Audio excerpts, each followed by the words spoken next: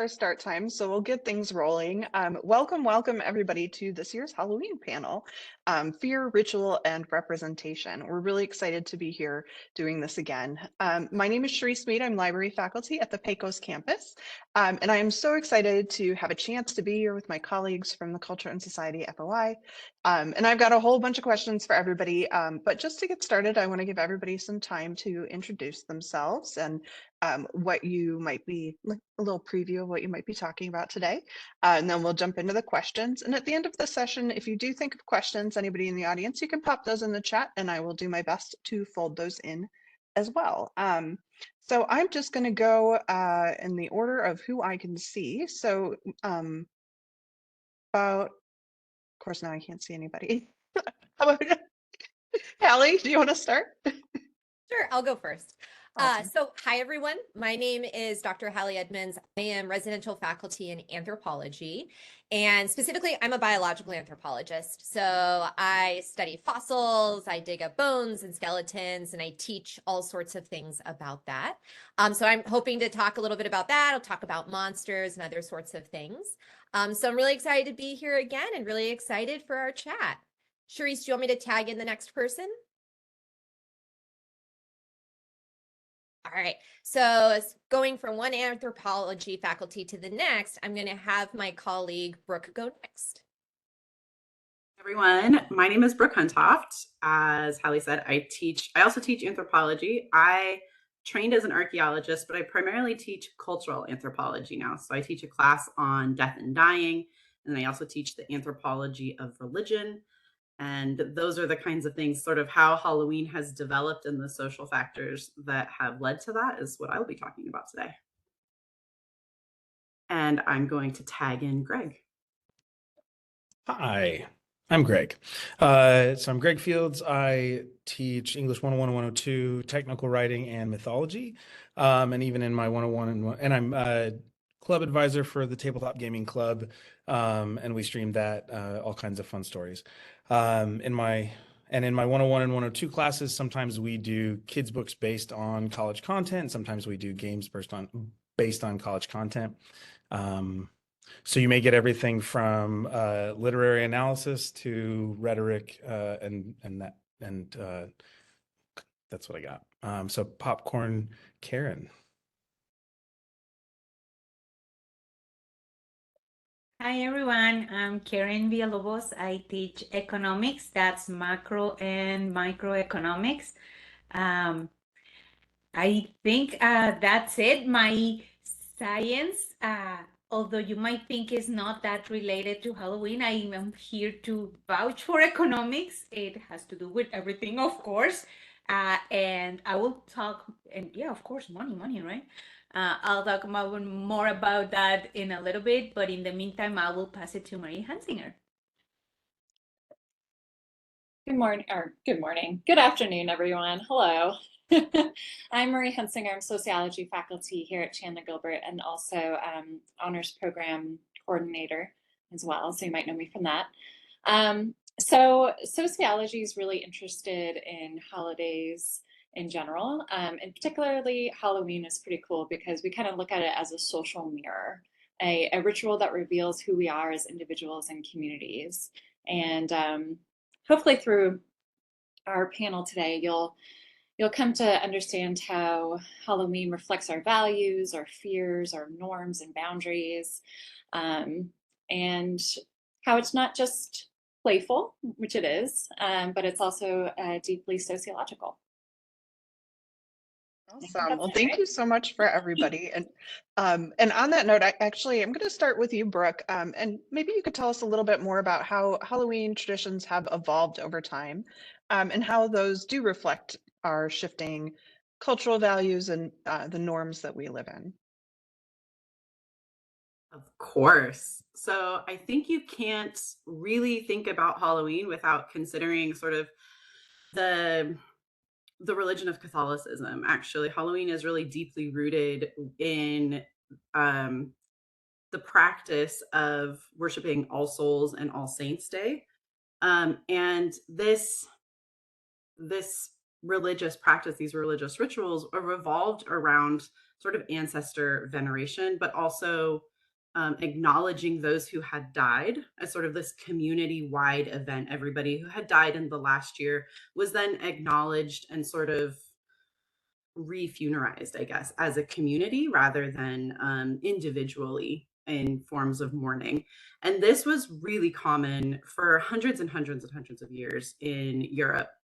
But as part of these practices, people would go to the cemeteries, they would leave gifts and offerings for the people who had died. Bells would be rung, people would be singing in public. It was sort of this big mass celebration. And then you would also get these little bits of fun and playfulness, as Marie mentioned, that were part of this. Halloween, not Halloween, but All Saints Day was sort of also a time for things to be like, I don't think this is an actual anthropological term, but I think of it as such, like topsy-turvy, sort of like carnival, where roles are reversed a little bit, where people can behave in ways that they're not allowed to behave otherwise. And this manifested in like kids playing tricks on other people. It was sort of like low-key community policing. Like, sorry, your mom didn't really like treat my mom with respect, and so I'm gonna not egg your house, but like play some sort of other little trick, right? And this is something that has carried down. Halloween pranks are pretty common even up to today. I don't think that we think of it like that, but we have sort of seen that manifest. And then you get like fire is really, really important, these rituals. And you also had what were various places, but specifically in Britain and I think Scotland, more specifically, would have like soul bread, which was almost community-wide charity. So poor people would actually go door to door with turnips with candles inside to represent souls in purgatory, and they would offer to pray for those souls in return for bread. And it was like enforced community charity. And so you already see the roots of this, of all of these practices, going door to door, giving people who ask you for something in return.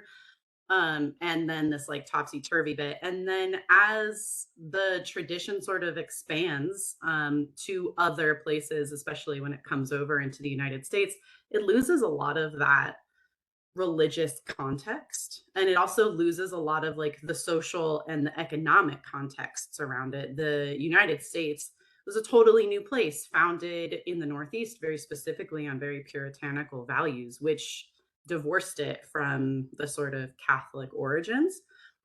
But then you get all these people who already practice these things. Like in the 19th century, you get so many Irish and Scottish people coming over that it becomes like this ethnic holiday that is not really so religious, and it's not really so, I don't know, it just doesn't function in the same way, but we still see those elements pulled down, which is really, really fun. And then you also can't talk about any of this without talking about that Irish holiday of Samhain, which is an agricultural festival when they think that the boundary between the living and the dead is a little thinner, and you toss in this very like cultural and other religious ritual, right? Mix it in with Catholicism and all of these things sort of do what we think of as Halloween. But our Halloween obviously doesn't have necessarily all of those constructs around it, all of the structures, I guess. So I think that's how I would answer your question. I could probably talk about this for an hour and a half, but I'm not going to. Well, we definitely do want to hear you talk more about that, but for the moment, I don't know why we stopped carving turnips, but turning to you, Marie, could you tell us maybe a little more about the social functions Halloween serves in contemporary culture, and how it maybe influences how we engage with one another in social cohesion? Sure, great question. So for those of you who've taken sociology, we look at society through three main paradigms. So I'm going to focus on functionalism, which is the idea that rituals serve basically a function in contemporary society. It has a purpose. So what does sociology do as far as a function for our society? So it acts as a social stabilizer. It's a safe outlet for deviance. and it strengthens our social bonds. I don't know about y'all, but here in Arizona, I've noticed that a lot of people don't really know their neighbors, don't talk to their neighbors, kind of just go in your garage, close the door right away, try to avoid eye contact. But Halloween is an opportunity for you to actually, in a socially sanctioned place, go out, maybe interact with your neighbors, share candy or other toys with the neighborhood children. And so it allows people to interact with each other in spaces that they normally wouldn't. Also, as Brooke mentioned, it allows people to kind of explore norm breaking in a safe place without consequences. So Halloween's a time where you can dress up, you can explore identity, you can play with gender, you can play with power, and no one's going to, well, it depends on what your costume is in your audience, but for the most part, it's socially sanctioned to be playful and to experiment. And then also, socialization of children. Children learn reciprocity, they learn manners. I don't know about y'all, but I was always reprimanded if I did not say thank you loudly and enthusiastically every time I got a piece of candy. They also learn boundaries. And then, of course, it stimulates creativity in the economy. Halloween, I'm sure Karen will speak more to this, is money-wise, one of the biggest generators for the economy as far as holidays go, second to Christmas. So all I know is I was in Spirit Halloween yesterday, and that place was bumping. It was packed, and we walked out of there with probably $100 worth of goods that was unnecessary to spend, but here we are. So and then also, it allows people who have that creative bug to really show off their skills, whether it's a DIY costume or a store-bought one. Awesome, thank you. I do make my nephew's Halloween costumes, and I will say they are very cute, and it's a nice outlet for creativity.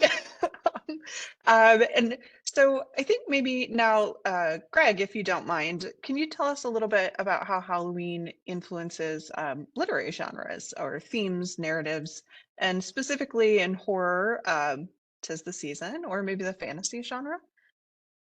Yeah, so I guess the first thing I was thinking of as I was listening to everybody else was kind of there's a scholar Bakhtin, he talks about like the dialogic imagination, and so it's how there's this tension between the social canonization of stories versus the re-accentuating of them, and he has a little bit on Masquerade and Carnival and all that.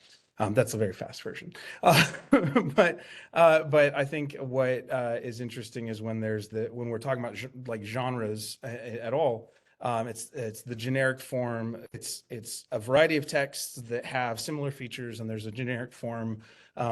Any type of form of communication with socially agreed upon norms or conventions, and sometimes those are implicit and sometimes those are explicit. So when we're talking about a genre of horror, it's like, well, what are the key elements, and do we break that into different pieces? Do we look at like psychological thrillers? Is it are we starting to shift into, does it still count as horror if it's one of the new true crime podcasts, and the terrible meme lately that has said, I don't know if it's terrible, it's a little funny, but the reason that appeals to certain people in the demographic is because a lot of times it's a man who can plan, execute the plan, and clean up after himself, and so for better or worse. But yeah, so when we're looking at the role of this kind of dialogic play, we have anchored genres in horror that might be like, is there blood and gore, right? And you get that classic like 1980s terrible, blood dripping down your face and like plastic vampire style teeth or whatever, versus a push toward realism and almost trying to keep up with CGI in the way that we're presenting in our costumes. And so if we're looking at like monsters specifically, there are all kinds of monsters that show up in literature, and there's so much range, and often the monsters that are represented aren't the most obvious ones. To if we're going literary theory, anytime I talk about horror, I do like to go to Freud's one piece that literary scholars will hang on to, and his familiar unfamiliar, Heimlich and Heimlich, and it's this idea of like he talks about things like features of horror are, eyeballs being used weirdly, the familiar, not quite familiar of automatons. So Megan, dolls that come alive, Chucky, that kind of thing. Or what's the last one? It's not particularly appropriate, but he talks about people who might be missing limbs or things like that. And so and I think there's probably something about castration in that article that I'm thinking of. It's kind of a terrible read, but from a horror standpoint, it's totally on brand because it's all the stuff that's macabre and not appropriate and kind of blends, not appropriate from, social expectation and norm. But yeah, those are some of the elements that are in literary theory highlighted. But the dialogic exchange in literature of trying to meet people's expectations, even in a horror genre where we're thinking about who are the audiences, what are the effects I'm trying to accomplish in that text, and depending on the genre or technology, trying to say like, well, if it's a film, I'm going to use different film strategies like jump scares. But how do I get horror into a book? And so you might think of like there's like fun 18th century literature to like the story of Edgar Huntley, and it's a bunch of letters to his lost loved one, and he's thinking he's like sleepwalking and not knowing what's happening to him. And so I'm not sure if that made a whole lot of sense. I'm kind of just throwing a bunch of stuff together.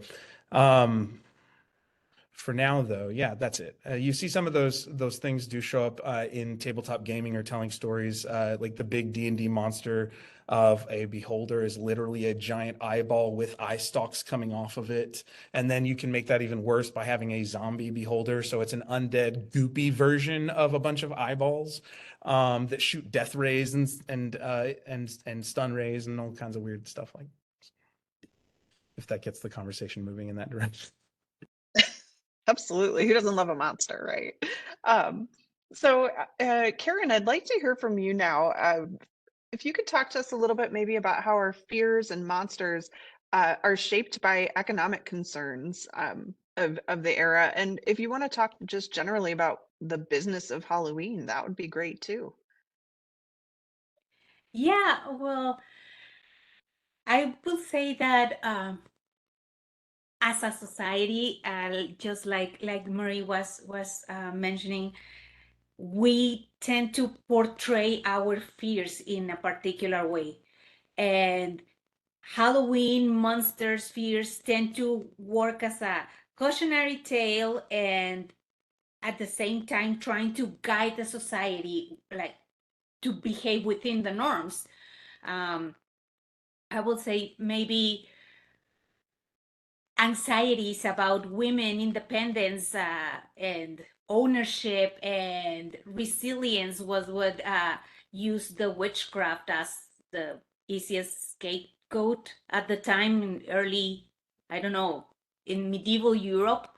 um, Vampires it's a good one. Those come again and again and again.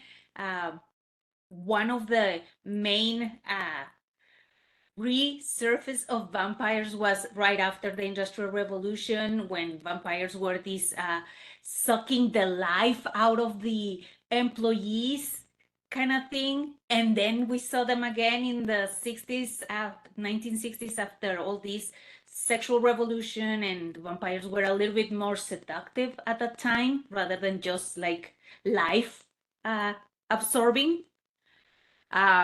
You also have these types of monsters like the kaiju monsters, big dinosaurs kind of thing, like Godzilla, that always emerge when there's some environmental threat or we are misbehaving towards the environment, and then Godzilla rises up, right?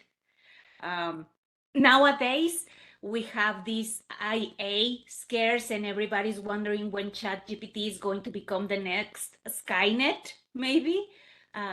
So when are the machines are going to enslave humanity? So yeah, that's how we try to like avoid the risk and keep everybody, like gather around, I guess. Um, for the business point of view, one main example is, again, quoting what Marie was saying, is an escape, is an alley for to venture, to test the waters outside the norm. Even though these are cautionary tales, we like to play with the forbidden. I would say, from the data I was collecting for this panel, about $2 billion are destined to adult costumes in Halloween. That is more like at 1 billion above what is for kids costume, and 1.5 billion more than what it is for pets. So it's significantly more for adults. It's more like a holiday for adults, I will say. And yes, we are projected to spend about $100+ per person this year in Halloween items. So, yeah.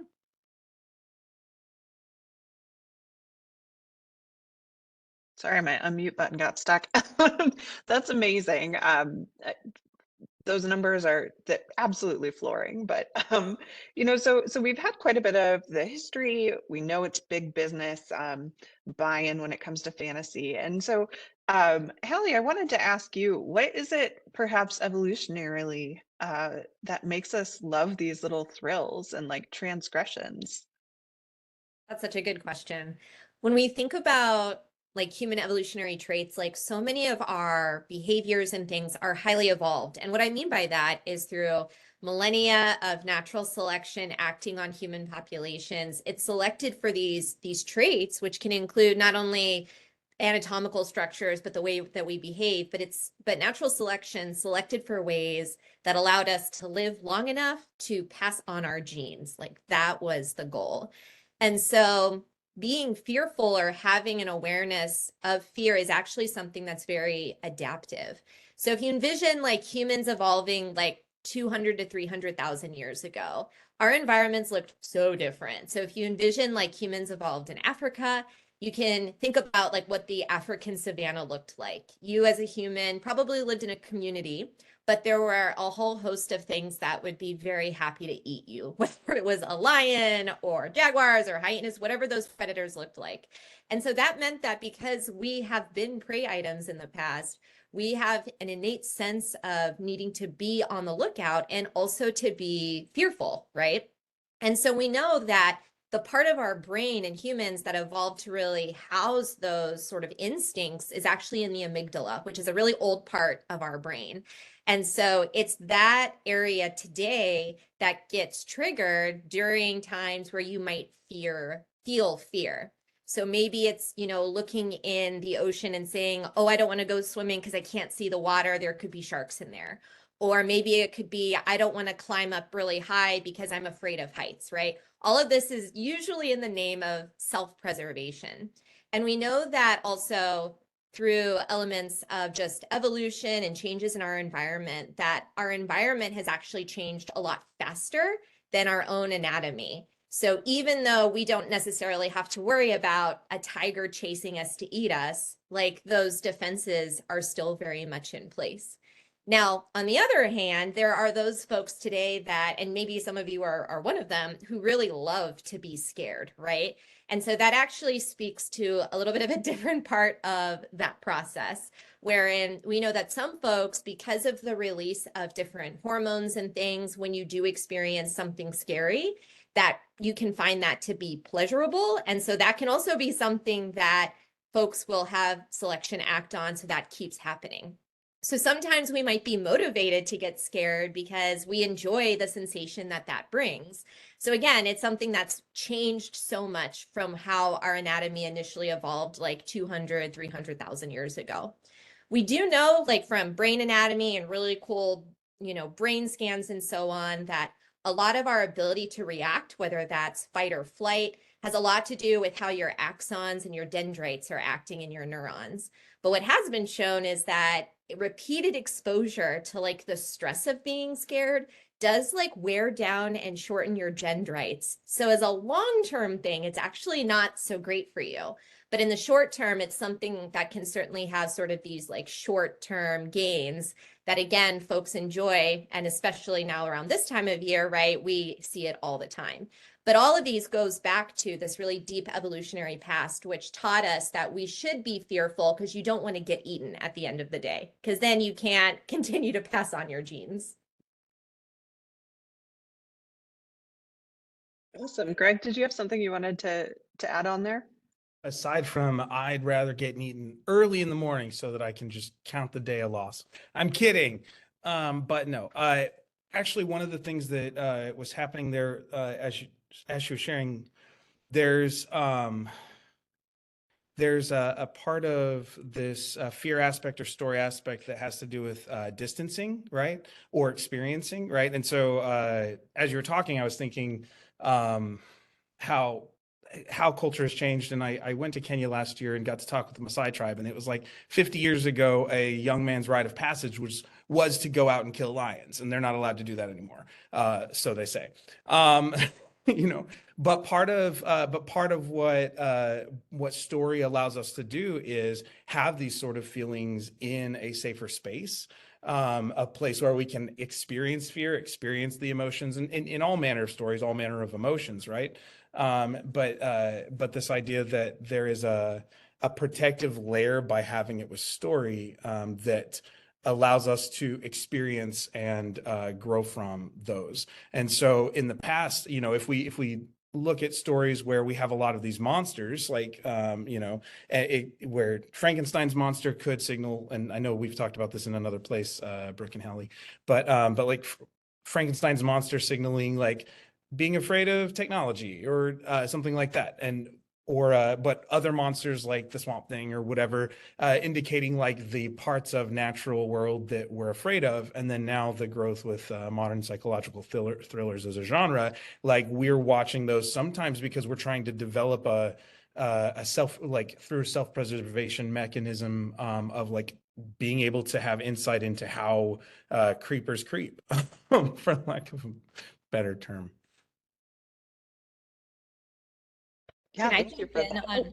Oh, sorry, No, Teresa. please Can I go just ahead. quickly build, because I love a point that Greg made, which is about like control in your environment. So sometimes, right, when we think of like evolutionarily, it's the environment that drives the changes that we see in populations of organisms, whether it's humans or animals or whatnot. But when you get to the point where we live today, where we have more control over our environment, that also changes the experience. Sure, like I'll go and watch a scary movie, but I'm choosing to do that. I know it's going to be done right at the end, which is a little bit different than say if like, you know, to your example with the Maasai, like you're tasked with going out and doing something and you have no idea what's going to happen or how it's going to go. So I think that element of control, right? We love control. As humans, we love control. We love to have controlled environments, and that certainly intersects with our fear. Thank you. Yeah, and so that sort of leads me to a question I have for the group. You know, we've talked a lot about the traditions and how things have changed over time. Obviously, how this is becoming a commercial juggernaut. I think it would not be an exaggeration to say that things are changing exponentially. So how have we seen perhaps the commercialization of Halloween specifically affect our relationship with that holiday and maybe those traditional meanings?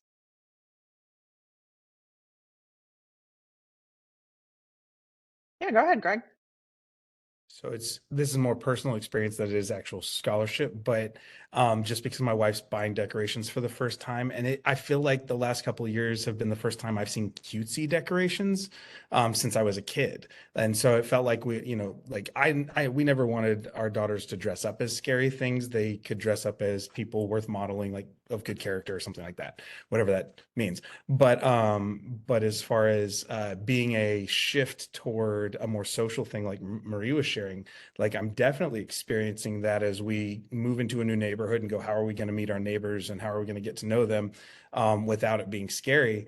And as Marie was talking earlier, it made me think like there's a little bit of a shift from Christmas emphasis to like Halloween emphasis for these sort of community buildings, that people are less gathering in some ways for those sorts of holidays, and we're shifting the holiday season all the way back here for group gatherings. Though there is a part of me that goes, the song "Give Me Some Figgy Pudding, We Won't Leave Until We Get Some." Like that's not unlike a trick or treat, but for Christmas.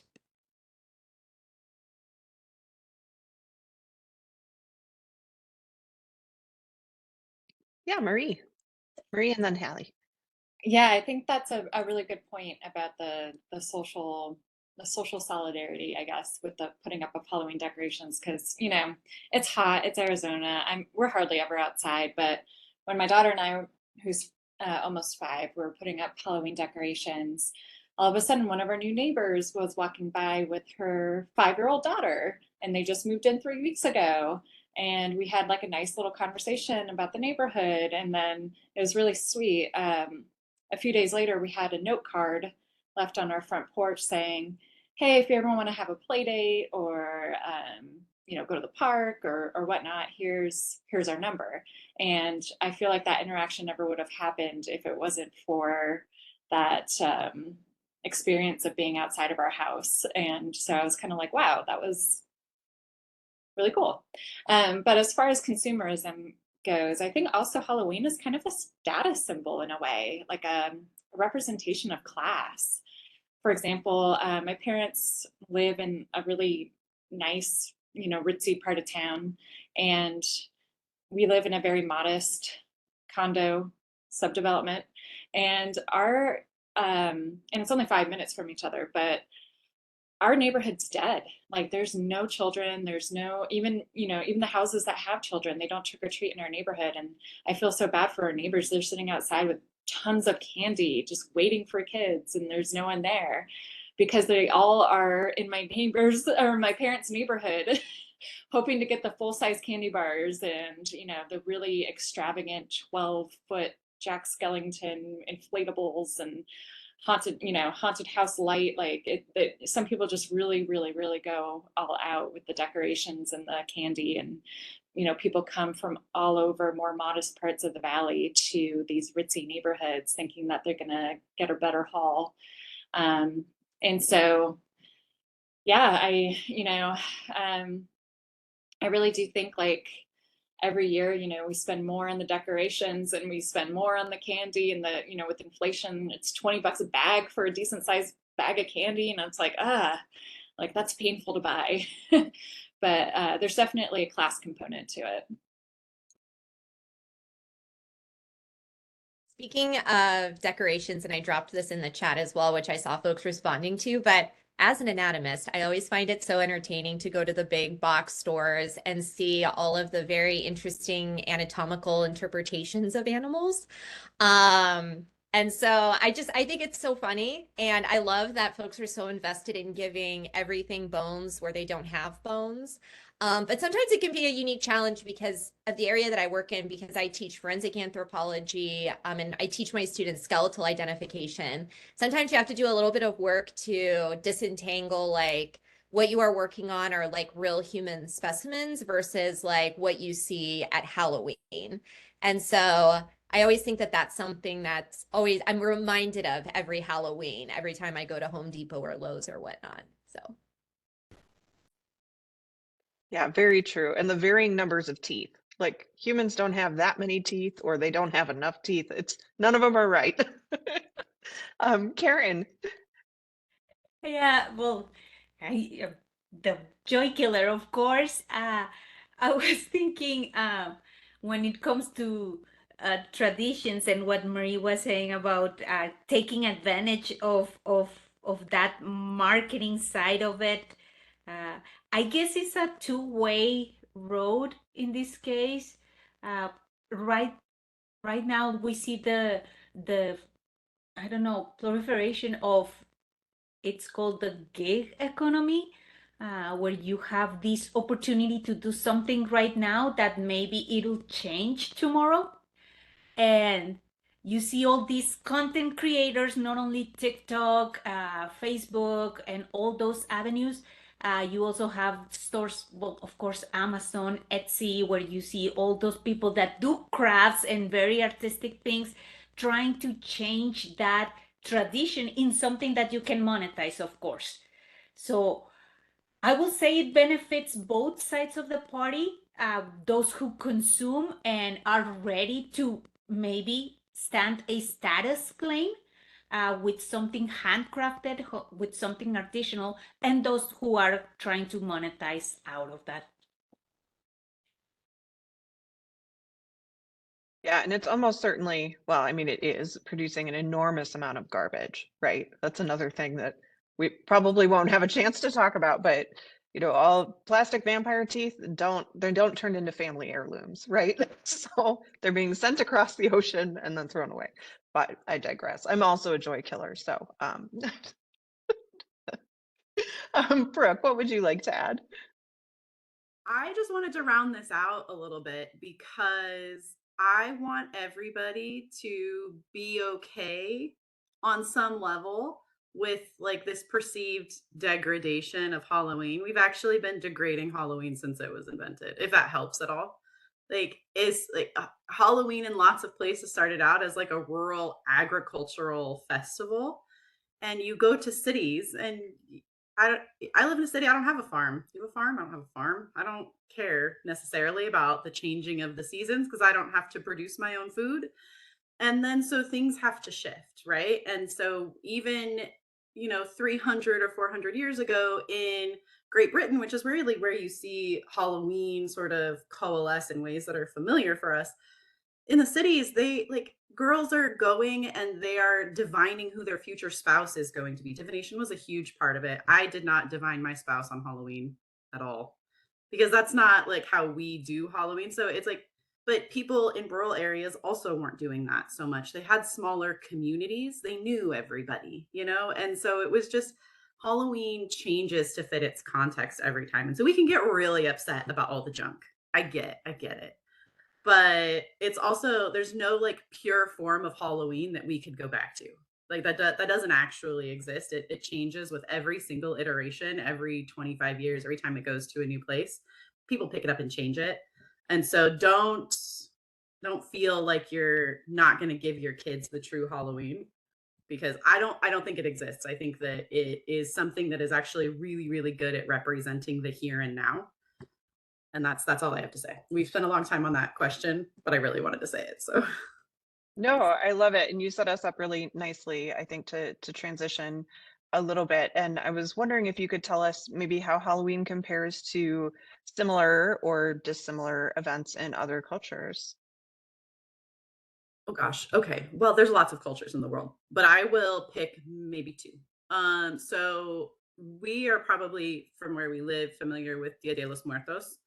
And Dia de los Muertos is a really, really cool syncretism of Catholic All Hallows Eve and All Saints and local Aztec practices. So actually, hold on, I have a note sheet I will never be able to pronounce. Oh gosh, I don't know where it is. Mictlantecuhtli, oh, I think that's what it is the Aztec god of the dead who wore a mask or had the projection of a skeleton.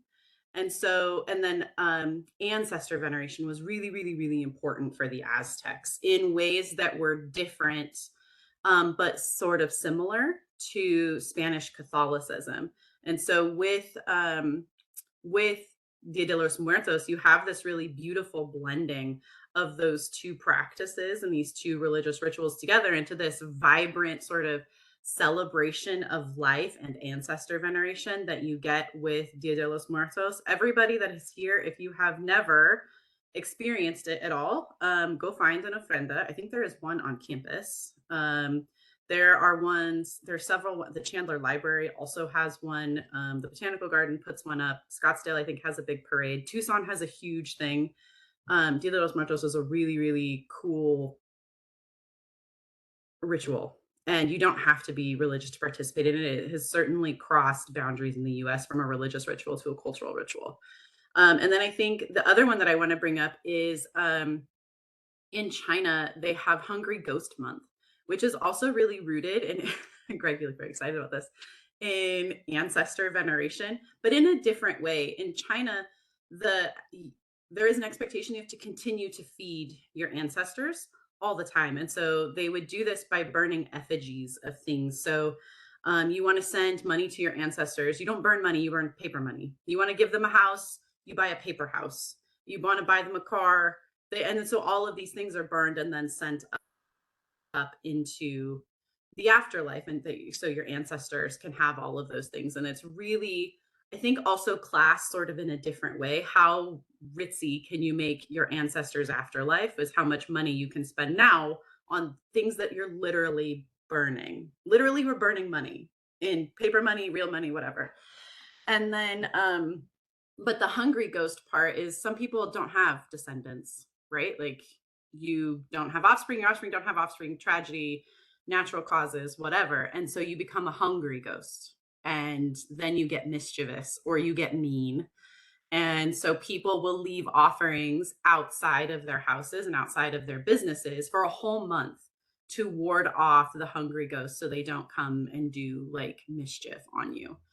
And so this is not during this month. It's the 7th lunar month. So it's like the endish, like middle-ish of July, middle-ish of August.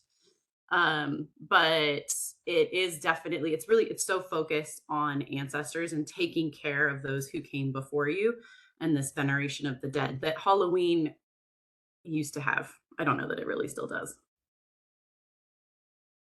I actually had the opportunity to be in China a few years ago, right after Halloween. So it was early November, and there was a ton of Halloween stuff up, and it was called the Festival of Masks and Candy, which I think is such a great name So for it's it. just And so that's on a the nose. translation, I'm sure that but yeah, like plastic jack-o'-lanterns everywhere and big signs, Yeah. Festival of Masks and Candy. So I This love that. association wanting to be close to America too, I'd imagine, Yeah, is like playing with that a little bit. Anyways, thanks.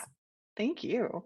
Um, So I think actually, Hallie, I might circle back to you unless Greg, did you have something that you wanted to tack on to that? Just on the, without digging into specific mythologies, I do think I like that. Well, there's a thing I think I want to highlight, which is that in Western culture, our focus on kind of rationalism and that sort of thing has transformed the way we engage with Halloween as something that is almost like we can lean into the macabre and these silly images of spirits and things like that, because that as an anchor for our society is less prevalent. And so this becomes like a fun dress-uppy thing. And if it's a little scary, there's a rationalist kind of scientific approach to why it might be that way. And there is something to engaging with the holiday kind of authentically, with the thought that like, and on the mythology side, we go, power of stories, not necessarily power of truth. It's like some of these things we can't confirm, nor we can either confirm nor deny, but in the spiritual realm of things. And so I think anchoring to the, what if this is actually a real spiritual thing to consider? Like it changes the way we engage with it as beyond just dressing up as, it's like whether we're actively trying to dress up in a costume so demons can't get us, or because we're trying to venerate ancestors and that sort of thing. I think that component of a variety of mythologies is worth acknowledging as a difference between kind of the rationalist Western culture a little bit. Yeah, awesome. Thank you. And actually, along those lines, Hallie, I would like to ask how, from your view, studying these ancient societies can inform our understanding of the Halloween that we're seeing today. Oh yeah. So, I mean, Brooke has already touched on quite a bit this already with, the transition from turnips to pumpkins and things like that. But I think a really good example to think about when we think of Halloween is to think about like witches. I know in the chat folks were asking about vampires and things, and sort of the idea of that going back to like Vlad the Impaler and sort of thinking that may have been where that myth came from. But witches are really interesting. We obviously are all probably pretty familiar with the Salem witch trials and things, and like the Crucible and all these really important works that kind of came out talking about this. But the witch as like an icon within Halloween also has a really interesting sort of past. So very often if you think of a witch, she's often wearing like a black and pointy hat. And so in the archaeological record, it's been noted that the idea of this black pointy hat goes back to medieval China into a group called the Tocharians. And in mummies of theirs that had been discovered, they were all donned in these black pointy hats. So the thought is that perhaps that image is what partially got pulled into sort of the creation of what we think of witches as being. Witches are also commonly associated with being female. And if you ever have taken one of our anthropology classes called Women in Other Cultures, we talk about witches and we talk about women being seen as witches. Very often, those are women who are often very independent. They might be widowed or they might just be unmarried. Sometimes they're educated. Sometimes they're just seen as outcasts within different societies. But they very often are also portrayed as having like a cat. And so when you look at sort of the broad spans of European populations and even in the New World, it would be really good to have a cat in your household because they would keep rat populations at bay. And we now know that rats carried fleas and all sorts of things that often led to different types of epidemics. So if you think back in, colonial times or in Puritan times, if you had, say, an epidemic like plague move through a village, it would often be blamed on outcasts within society, right? But the reality is that those individuals would probably be protected because they had a cat. The cat wasn't a bad thing. The cat just ate the rats that had the ticks or the fleas that kept the diseases at bay. But very often, like the way that this is perceived has been so twisted, right? That very often these individuals were seen as bad, right? As these villainous characters that we see in Disney movies, that we see even to today. But so much of this does draw on all these different pieces within the archaeological record. And again, I could go on, but I know for the sake of time, I'll keep it to that. So. Awesome. Thank you so much. Sort of in those veins, thinking about kind of the classic costumes, Marie, could you tell us anything about how Halloween costumes and our festivities um, reflect our attitudes about things like gender and identity and cultural appropriation? Sure. Yeah, so as sociologists, we're really interested in representation. And of course, Halloween often serves as a exaggeration of our stereotypes and biases that we have in society. Oftentimes, if you go to like a spirit Halloween, you'll see just like a regular generic skeleton for generic everyman. And then you see the woman's version, which typically is more scantily clad, more skin revealing, hyper feminine. And so it really, it serves as a way to hyper exaggerate femininity and masculinity. And even sexualization. There was a really cool blog post. I don't know if cool is the right word, maybe disturbing, but there is a blog post that I use for my Halloween unit that looks at the same costumes from the 1980s compared to like the 2010s.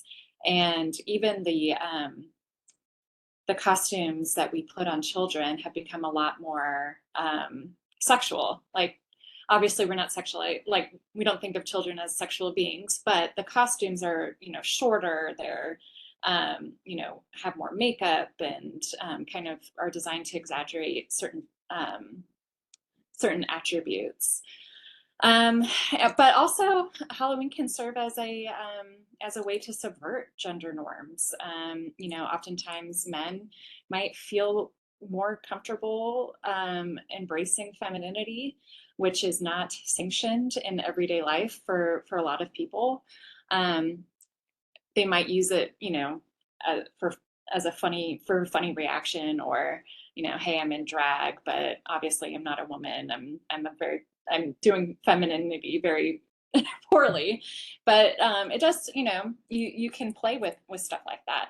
And then also recently, we've seen a lot of backlash towards costumes that represent a stereotype of a racial or ethnic group or culture.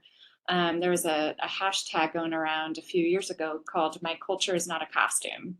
And so this was kind of trying to bring awareness to, like, hey, you know, wearing a sombrero and a poncho and having a fake mustache, or being a sexy geisha or a Native American princess or a border patrol agent and immigrant, like, maybe these don't have the best messages to send to society, and actually reinforces power hierarchies. And when people of privileged groups pretty much turn different marginalized groups into caricatures.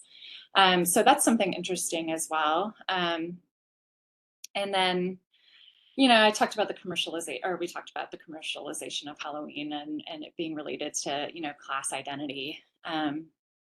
So I think, yeah, I think that's sums up my points. Awesome, thank you.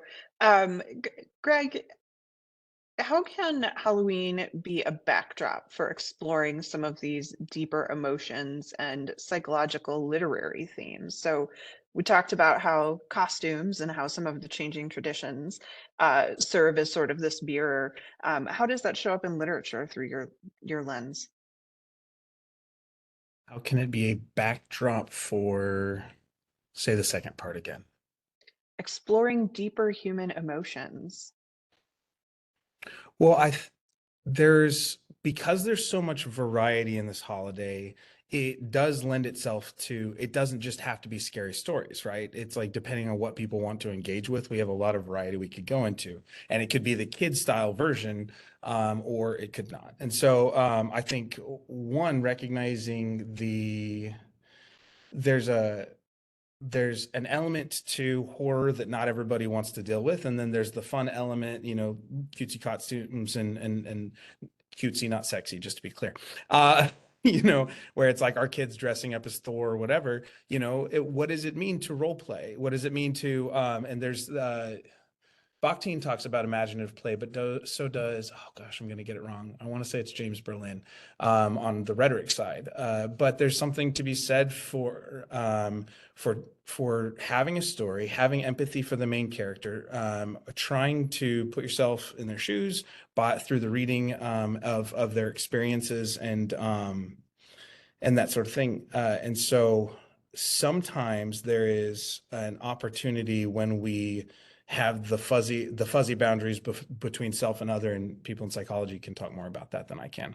But when we blend those borders storytelling wise between, you know, the character and a story and ourselves, that actually does, it's one of the best benefits of reading, as far as developing empathy goes. When you can read a story and you're putting yourself into the narrative as a character, it also can be really complicated from the, you know, kind of to ping off of Marie's points about identity, because I remember the first time, I read a book that I couldn't identify with someone in, and I think it was The Bluest Eye. And it's like the only white man in that book, not, you know, not to oversimplify because I usually, like, since I was 12, I've been saying I'm pinkish tan, but other people would identify me that way. So the only white men in those books tend to be jerks, bad jerks, or like, yeah.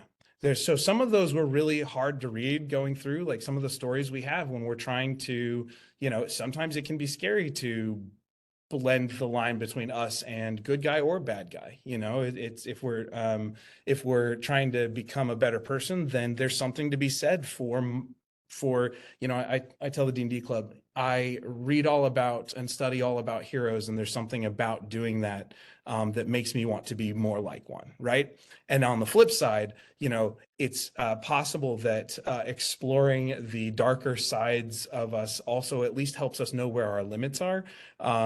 So I have, you know, so there's a lot of ways where empathy can be developed. There's also perhaps a dark side of exploration into this, or a way of discovering like where your line is or isn't on some of these representative things, that allows that engaging in different types of story to bring to the surface things you didn't know were inside you. I remember being 16, dressed up as a dark wizard walking across high school campus, and it was the first time I felt comfortable standing up to a bully, you know? And so being in that, it's like, and it wasn't that he was bigger than me or anything. He had been picking on me for a couple months, and I kind of got sick of it. I can't say that it was the costume, but I certainly don't know if I would have acted the same way. I kind of, for whatever it was. So I think there's something to be said there. The other side of this, from a not just a story perspective, from a visual rhetoric perspective, we in rhetorical studies, there's a lot with visual representations and how we can signal different identities with everything from the way we dress to things we don't have control over in our from skin color and that kind of thing. And so thinking about what it means to be able to mask certain parts of your identity for one night and what that can allow you to experience is worth engaging in. Lovely, thank you. And Karen, do you see either marketers or businesses responding to some of these themes that we're seeing? Yes, and I will take it from Greg and his story about the superhero costume. Like I was mentioning before, it's more in adult costumes that we spend on Halloween rather than kids' costumes. So it's definitely, and going back again, is an outlet to express ourselves. So it goes beyond the traditions and more into an outlet that businesses are taking this opportunity to monetize on. So you see these Halloween stores that usually are, for a limited time, just a couple of months, but they are popping up earlier in the year because they know they appeal to our sense of freedom of expression, or our adventurous side, maybe. But taking into account that, I'm sorry, I have some background noise over here, but taking into account that most of these prepackaged costumes are made abroad, and this particular year we face tariffs for products that are made abroad, these stores opening earlier in the year, they allow for time for consumers to prepare and don't have any excuses to not participate in these festivities this time around. Maybe money is short, but I'm giving you 3 paychecks to get your costume, maybe. And along those lines, well, also goes candy. There was a shortage of cocoa at the beginning of the year. And if you look at like Marie was saying, it's scary how pricey are these candy bags with all the assorted chocolate bars. It's increasing in price and decreasing in size, obviously, what you guys call shrinkflation. So the hurdles are there. There's not enough income, maybe there's prices are higher, but we really want to express ourselves, and we're going to figure out how to do it to get that sense of freedom. Awesome, thank you so much. And I apologize, I have just noticed that the event I had on my calendar runs longer than the one that's on Coyote Connect. So does everybody need to hop off right at 3:30, or do we have another 15 minutes to wrap things up, panelists? We're okay? All right, cool. So just in the interest of bringing it to a close, I think maybe let's just go around, and if you've got any additional sort of closing thoughts about this reflection of, how we see Halloween, how it is impacting us, and anything maybe to keep in mind as we go through the week and get ready for Halloween. So I'm going to start with you, Hallie. Put you on the spot. So Love it. So I'm going to make my last notes about monsters because I know we've talked a little bit about those. And what's really cool is that, monsters is something that is built across all human cultures and they're built in very different ways. If we paint with broad strokes, it's usually we're thinking about things that can do harm to a human or eat a human. And they very often have non-human characteristics, right? But we anthropomorphize these things and have for as long as humans have been a species. But what is cool is that we do know from the paleontological record, like there were, if you will, like real monsters that existed and likely also informed these myths, traditions, and ways that we, have seen them manifest in human societies. So you're all probably familiar with the Kraken, right? The Kraken from the Pirates of the Caribbean, a giant squid. That was actually a monster that was recognized in the 1700s that Carolus Linnaeus put into his taxonomy when he was organizing life all across the world. So in the same way that he was divining Homo sapiens, which is where we are, he also made space for a kraken. We also sort of across continents see that Bigfoot is a highly shared sort of monster. And while there are probably no real Bigfoots, there was a real primate that lived during the Miocene that was, depending on the species, anywhere from 9 to 13 feet tall. And so it went extinct about 20 million years ago, but we do think that perhaps maybe that also could have been a source of some kind of mythology, especially if those fossils had been discovered. And so I would love for a Bigfoot to be real, but we do know at least that there were giant primates that did exist in the past. So just another reason that paleontology tells us super cool things about animals that no longer live. So cool. Thank you. Brooke, how about you next? Sorry, I am so distracted by this chat. I don't know if I have ever participated in any meeting that had such a great chat going on that I kept not paying attention to what was going on over here. I'm so sorry, everybody. That's okay. I don't know if what I have to add, other than Emily in the chat had asked about witches. If you are curious about the start of witches as we understand them, read the Malleus Maleficarum. Actually, don't do it, but if you want to, go ahead. It's in the public sphere, and it kicks off the witch craze in Europe. Not in Britain. It was never translated into English until much more recently. So in England, they don't burn witches; they hang them. That's why we hung witches in the United States during the Salem witch trials. But the Malleus Maleficarum, which was originally written in German, said that you had to burn a witch. And it is not a fun, nice read, but it is really interesting for understanding the psyche of the time in like the late 1400s, which was when it was written, and how that event has rippled through time and affects everything from how we perceive witches at Halloween and who can dress up as a witch and what they look like, to modern day like gender roles and like how we treat outsiders really specifically starts really in Europe during that witch craze. I mean, and that's like the overwhelming thing. I don't know that aside from Vlad the Impaler, like I don't really see that so much with vampires as I really see it with witches, but it is really, really fascinating. So I don't know if I recommend you read it or not. I only got like 5 pages in before I got mad and I turned it off. So what I'm hearing is go to the library and research witches, right? Yes. What I'm saying is that you should go find Charisse in the library and you guys should fall down that rabbit hole. Yes, let's do it. Thanks so much, Brooke. Of course. Karen, can I pop to you next for your closing thoughts?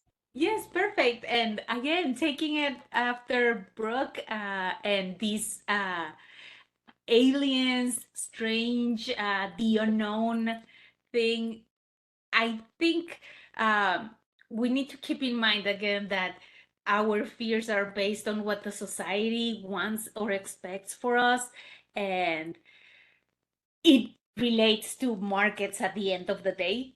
Sorry, everyone, but that's true. And maybe we've seen werewolves and witches and vampires and whatnot, but just think about how we are reacting today when we see movies like that, those movies like The Purge, where there's like a violent uprising or whatever, and then right after that, the very first movie aired, there was a spike on security systems and surveillance cameras. Um, or maybe it's like these zombie preparedness response packages, survival packages kind of thing. So even when we change as a society, we are still always reflecting and trying to prepare, trying to build our safety net against the unknown, against the what is out there to get us, out to get us. I would say. Very cool. I could listen to the economic stuff all day, honestly. So thank you for sharing that. Marie. Yeah, I would just say that probably Halloween is really the last, you know, ability for people to go up to strangers' doors and knock without any sort of expectation or transaction. Um, Halloween is also a great place for children to learn about things like bartering, trading Reese's for Kit Kats and their kind of introduction to currency and capitalism, kind of playing off economics a little bit. But yeah, I think it's, more than just a fun holiday. It's really a way for us to pass down our culture from generation to generation, even if that ritual adapts with time, which it certainly has.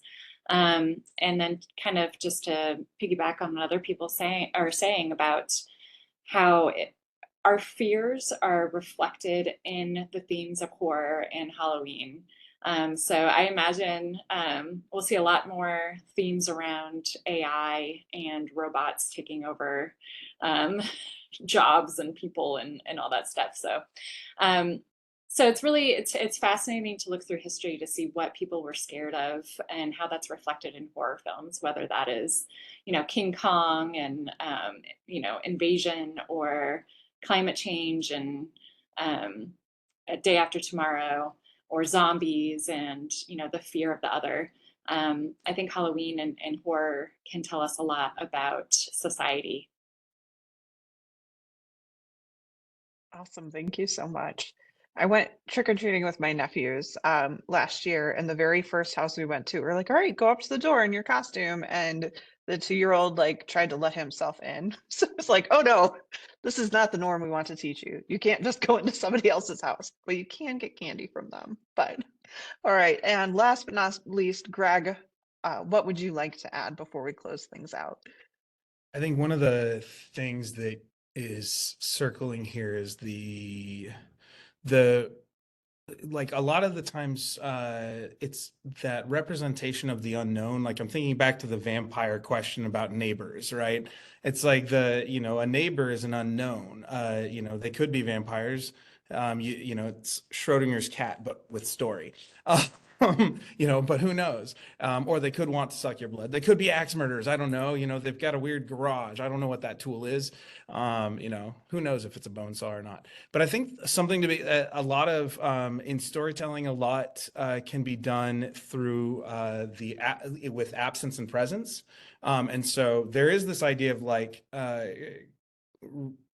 protecting your family, your kids, your village from those unknown spaces. So that's why we don't go out into the woods, or that's why we don't go out to sea, that sort of thing. That's why we stay away from the river at night, because La Llorona, right? My neighbor has one of those, and it's creepy. At like 6 a.m, it's like, oh, my children. It's terrible, but it is culturally representative, which is cool, actually. So I have mixed feelings because it creeps me out. But fear the unknown and the idea of absence and presence and storytelling really is meaningful. So I would say, because part of your question was this week, as you go to think about absence and presence, and you're thinking about what to do for costumes, sometimes whole films have been able to be very successful because of what they didn't put on the screen, right? So costume style blood and gore and that sort of thing works for Saw, but sometimes the unknown of gosh, I keep wanting to think like War of the Worlds or Signs. That's the one I'm thinking of. But like this idea that there's, or even Nope, right? That there is something, but I don't know what it is, and I don't know where it is, and I can't see it, and I know nothing about it. So when you're thinking about costumes and things like that, sometimes all you need is a singular piece, and it signals something that would be off screen or something that would be representative. And so there's a danger in simplifying representation to say, like, I'm going to be a caveman, so I have a big bone and I, swing it at people or something. But because of how people's brains work, it actually is a simple enough costume for people to get.